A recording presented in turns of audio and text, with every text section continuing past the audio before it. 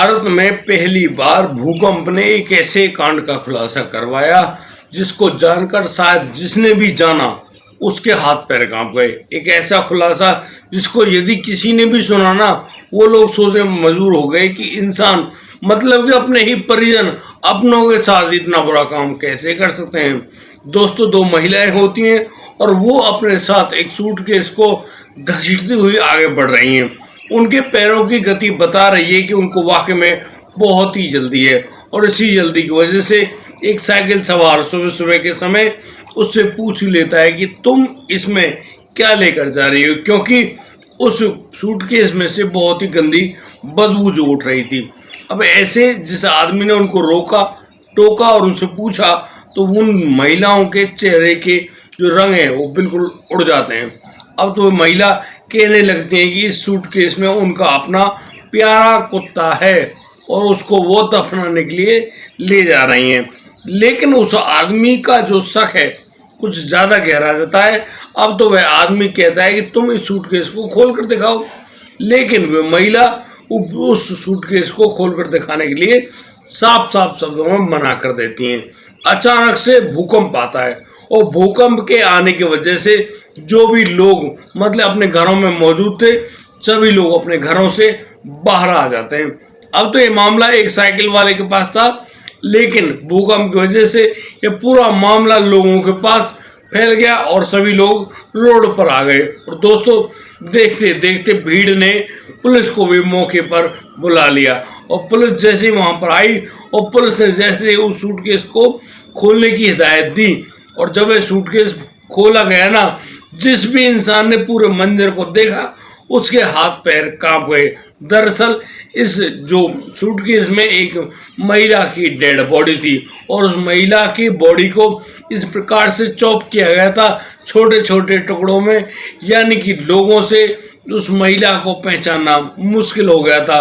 और दोस्तों, उसमें से इतनी गंदी बदबू उठी, जितने भी लोग थे मजबूर हो गए कि भाई वो अपने आप को कहीं पर छुपा ले, अपने नाक मुंह ढक ले। दोस्तों, पुलिस ने अब उन दोनों महिलाओं को गिरफ्तार किया और जब उनसे पूछताछ की गई तब जाकर एक ऐसा मामला सामने आया जिसके बारे में शायद किसी ने ही सोचा हो। दोस्तों, क्या था पूरा मामला, आइए हम जानते हैं। नमस्कार, आदाब, सत श्री अकाल दोस्तों, स्वागत है आपका हमारे यूट्यूब चैनल किस्से क्राइम के। और दोस्तों, मैं उम्मीद करता हूँ आप सब लोग बढ़िया होंगे, बेहतरीन होंगे और अपने परिवार का बखूबी ख्याल रख रहे होंगे। दोस्तों, आज का बेहद ही हैरान करने वाला मामला सामने आया है हुबली, पश्चिम बंगाल से। दोस्तों, हुबली के नियर मतलब एक जगह है, वहाँ पर रहने वाली ये महिला, यानी कि जो दो महिलाएं हैं जिनको लोगों ने रोका, उन महिलाओं में से एक जो जवान महिला उसका नाम होता है फाल्गुनी घोष और दूसरी उनकी माँ होती है आरती घोष। अब ये जो महिलाएं हैं ये जो उस ब्रीफ केस को लेकर आई हैं, पहले तो ये उस ब्रीफ केस को लेकर निकलती हैं, उसमें वेट ज़्यादा है और वो वेट को कैसे उठाती है। सुबह सुबह उनको मिल जाता है एक रिक्शा चालक मतलब ठेले वाला।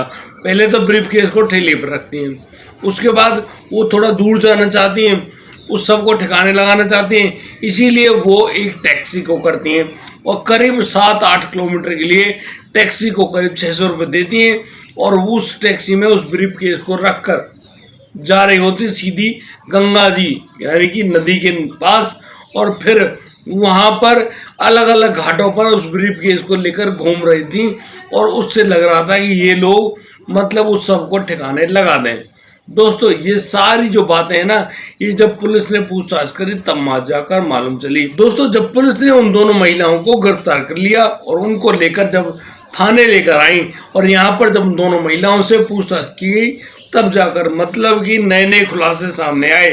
दरअसल ये किसकी बॉडी है, यहाँ पर मालूम चलता है कि ये उनकी जो भुआ सास है उनका नाम है सुमिता घोष, जो कि उनके ससुर की बहन लगती हैं, ये उनकी बॉडी है। और सुमिता घोष कोई ऐसी अट्टीपट्टी महिला नहीं, मतलब कि एक बढ़िया करोड़पति फर्म है और यहाँ पर बड़े ही हिसाब से वो दिन मतलब हर महीने 2 महीने बाद कोई ना कोई फ्लैट कोई ना कोई प्लॉट खरीदती रहती हैं। और यहाँ पर सुमिता घोष की कोई भी औलाद नहीं है। अब वो यहाँ जो उनको मारने वाली जो महिला हैं जिनका नाम फाल्गुनी घोष है, फाल्गुनी घोष के पति के नाम ही सारी जमीन जायदाद आने वाली थी, जो उसके ससुर की थी वो भी आने वाली थी, और सुमिता घोष की भी आने वाली थी, क्योंकि ये लोग पहले ही घोषणा कर चुके थे। लेकिन ऐसी क्या वजह रही उस फाल्गुनी की, जिसने अपनी माँ के साथ मिलकर अपनी बुआ सास का इतना दर्दनाक मतलब कि दी एंड कर दिया। बड़ी हैरान करने वाली बात।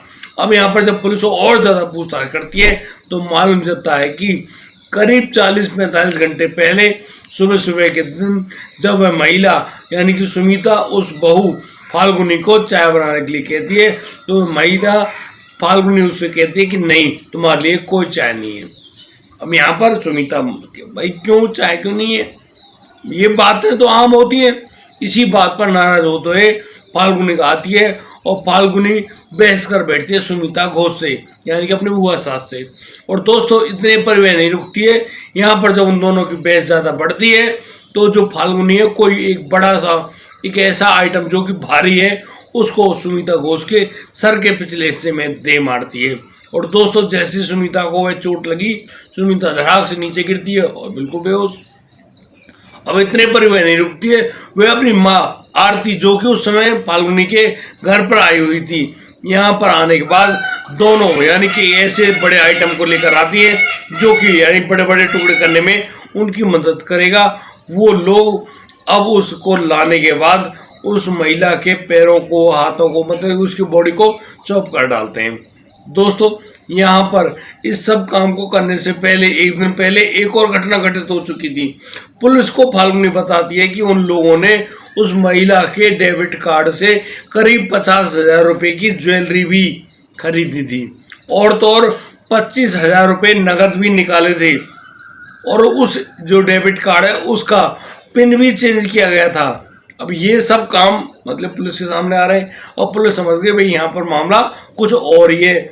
लेकिन पुलिस उनसे पूछती है कि भाई तुमने जो उस महिला की जो बॉडी है उसको चॉप कैसे किया, इतने सारे टुकड़े कोई भी महिला कर नहीं सकती और तुमने ये सब कर दिया, इसके पीछे राज क्या है? क्या तुम्हारे पति, तुम्हारे ससुर को इसके बारे में कोई जानकारी नहीं थी?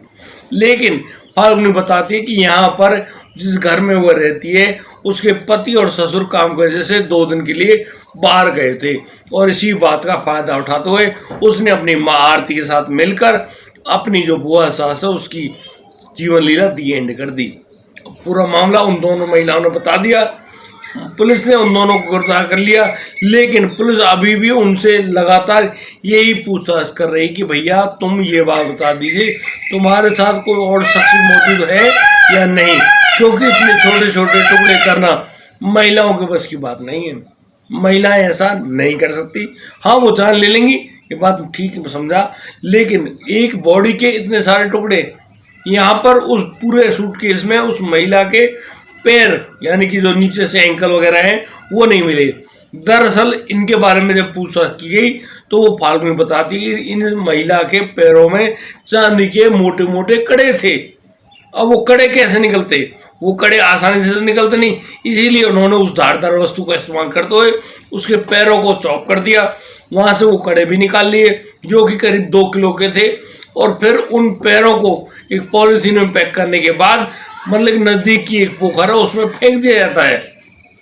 अब आप सोचिए कि एक महिला मतलब कि दूसरी महिला के साथ इतने दर्दनाक काम को अंजाम देती है, और फिर उस बॉडी को मतलब एक सूटकेस जो कि एक दिन पहले खरीदा था उसको भी लेकर आती है, और वो भी उसी महिला के पैसों से जिसकी मतलब ऐसे जान ली गई है।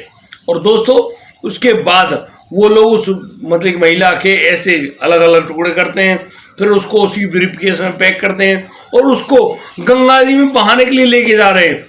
और वो भी उसकी डेथ मतलब कि मौत, वह भी जब उसका दी एंड कर दिया उसके 40 घंटे बाद, जब उसकी बॉडी से लगातार गंभीर गंदी बदबू उठने लगी। और जिस भी आदमी ने पूछा उनसे कि इसमें क्या है तो उनको सभी को बताया कि इसमें उनके कुत्ते की बॉडी है। अब आप सोचिए एक ह्यूमन की और एक कुत्ते की बॉडी में वेट का फर्क तो है ही, लेकिन जैसे ही वो लोग पूरे प्लानिंग के साथ सुबह सुबह उसको ठिकाने लगाने के लिए बाहर निकलते हैं, पहले एक रिक्शा ठेली का इस्तेमाल करते हैं, फिर एक टैक्सी का इस्तेमाल करते हैं, और तो और फिर वो लोग जब उस मतलब कि उस ब्रीफ केस को घसीट कर लेकर जा रही होती हैं, अलग अलग घाटों पर घूम रही होती हैं। अब गंगा जी के घाट पर तो भैया भीड़ तो होगी ही, अब इसी वजह से वो लगातार इधर से उधर घूम रही हैं। वो सोच रही हैं कि कहीं घाट पर अगर उनको जगह मिल गई तो वो एक एक मतलब कि बॉडी को जो अंग है उनको उस गंगा जी में ठिकान लगा देगी। बड़ी बड़ी मछलियाँ उस बॉडी को चट कर जाएंगी और बस उनके खिलाफ मतलब कि उनका जो खुलासा है वो कभी भी सामने नहीं आ पाएगा। लेकिन भारत में पहली बार एक भूकंप आने की वजह से एक इतने बड़े हत्याकांड का खुलासा हुआ, जिसको जानकर खुद पुलिस, वो लोग जिसने भी इस पूरी मामले को जाना, हैरान रह गए कि भैया आदमी चाहे कितना ही शातिर क्यों ना बनता हो, कितना ही बड़ा बुद्धिमान क्यों ना बनता हो, लेकिन उसके द्वारा किए गए ये सभी जो कार्य हैं ये एक ना एक दिन पुलिस के सामने या दुनिया के सामने जरूर आते हैं। और फिर जब इनके सामने ये सब आते हैं उसके बाद क्या होता है, आपको दुर्गति का सामना करना ही पड़ता है, आपको जेल में जाना ही पड़ता है। और आप जो लोग जब जेल में जाएंगे भैया वहाँ पर मजे किसी के नहीं, वहाँ पर आप मानसिक रूप से, शारीरिक रूप से, आर्थिक रूप से हर तरीके से प्रताड़ित किए जाते हैं। और प्रताड़ना मतलब कि अपने आप में मिलती है। अब आदमी एक कोठरी में कब तक रहे भाई, कितना सोचे। आधे से ज़्यादा लोगों की तो मानसिक स्थिति घूम जाती है। आप इसको इतना आसान मत समझिए कि हाँ ठीक है हम कर देंगे, जेल चले जाएंगे और जेल से फिर आ भी जाएंगे और हम लोग बढ़िया रहेंगे, ऐसा बिल्कुल भी नहीं है। ये सिर्फ आपकी सोच हो सकती है और ये जो आपकी सोच है गंदी सोच है, ये सही सोच नहीं है।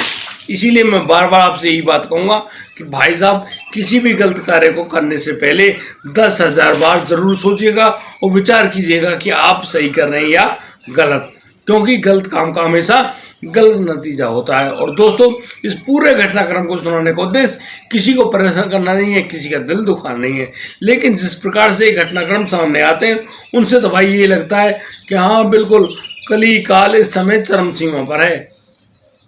कहीं पर कोई भी आदमी सुरक्षित नहीं है, मतलब साथ में काम करने वाले कलीग्स, परिवार, फैमिली, मत यार तुम जाओगे कहाँ, किससे बच के कहाँ जाओगे। पत्नी पत्नियों को मार रहे हैं, पति पत्नियों को मार रहे हैं, मतलब माँ बेटा, बेटा माँ को। अरे भैया रिश्तों की तो माँ बहन कर रखी इन लोगों ने। अब ये क्यों करते हैं क्या नहीं करते हैं, उनकी अपनी अपनी मानसिकता है और इसी मानसिकता की वजह से ये लोग दुर्गति को प्राप्त हो रहे हैं। और दोस्तों यदि आप हमारी वीडियो और दी गई जानकारी अच्छी लगी है तो आप लोग हमको लाइक करके एक सुंदर सा कमेंट करके जरूर आशीर्वाद दें, बताएं कि यहाँ पर हमने क्या गलती करी है और क्या हम सुधार करके एक अच्छी खबर आपके सामने ला सकते हैं। दोस्तों आज के लिए सिर्फ इतना ही, अब दीजिए मुझे इजाजत, मिलता हूँ कल, लाता हूँ एक कोरोना का मामला। तब तक के लिए आप बढ़िया रहें, बेहतर रहें, अपना और अपने परिवार का बखूबी ख्याल रखते रहें। जय हिंद, जय भारत।